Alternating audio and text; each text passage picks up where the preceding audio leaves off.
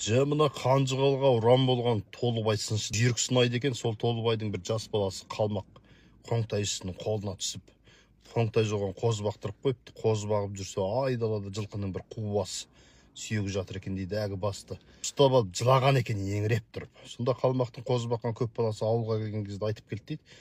Айдалада бір қубас көріп, қазақ бала жылады деп. Қоңтайшы баланы шақырып, қубасқан неменеге жылайсың десе, жаңа бала айтыпты. Әкем жүйрік сынайды ғой, сыншы еді. Қазақ жұртына ат аталған әруақ шашылған Толыбай сыншы. Айдалада жатқан қубас жай жылқының басы емес, тірлігінде дүбір жер жарған тұлпардың басы екен. Соны көрген соң, уай жарықтығым-ай, сенің тұлпардың басы екендігіңді кім таниды? Менің атақты Толыбай сыншының баласы екендігімді кім таниды деп, қозы бағып жүргеніме қорланып жыладым деп айтты дейді. Сол кезде қоңтайшы қозы бағудан босатып, атқа мінгізіп, қасынан нөкер қосып, өзіме қараған 40 сан қалмақтан жүйрікті сынап тауып әкеп бер деп қоя берді дейді. Бала барлық қалмақты аралап, қалмақтың жылқысы деген ұсақ топыршық болады екен дейді. Ат-туаты бие жоқ.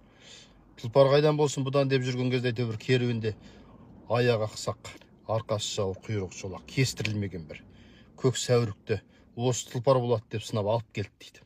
Жазғы тұрғы уақ екен, сүйегі қарсын, бел қызығын көрсін, көңілі жабырқамай өссін деп оны байтал үйірге шалыпты. Шыңына әбден жетіп қалған арықтық кетпейді. Салған жылы бірде-бір бие шығара алмапты. Қыстыгүні үйіріндегі байталдың бірін сойдырып қараса, байталдың жілігінің екі басы да түгелмен қара кемік екен дейді. Сүйектің ағармаған солай тексереді екен. Келер жылда бие шығара алмапты. Осы жолы үйірінен бір байтал тағы сойғызып қараса, сүйегінің бір жағы ақ кемік, бір жағы қара кемік шығыпты дейді. Үшінші жыл тоғызын түгел буаз қылып жарапты. Үйірінен бір байталдың және сойғызып қараса, бармақтың көлемінде қара мік табылмапты. Сүйегі ағарды, ал енді ас тойың болса, жаратта қоса бер депті. Сосын қоңтайшы үлкен той жасап, бұған балаға өз айын жаратып қос депті. Сонда бала екі бүйіріне қом теңдеп, терін тілімен жалап көріп, терінің ашы дәмі ауызға білінбегенде аш тері алынды деп, тезегін қолменен сығып, қолмен сыққан тезектен дым табылмағанда қу тезек болды. Енді ешкімге жеткізбейді деп, тойдың атшабар күні болғанда мейлінше алыстан айдатып, бала өзі мініп шауып, ұшқан құс жүгірген аңдылы салмайтығын күйіне түскен екен, жапа жалғыз келе жатыр дейді. Қарақшыға жете берген кезде жылқы үйірін сағынса, құлақ басын қағынар, ер үйірін сағынса, айыл тұрман тағынар деген осы болады.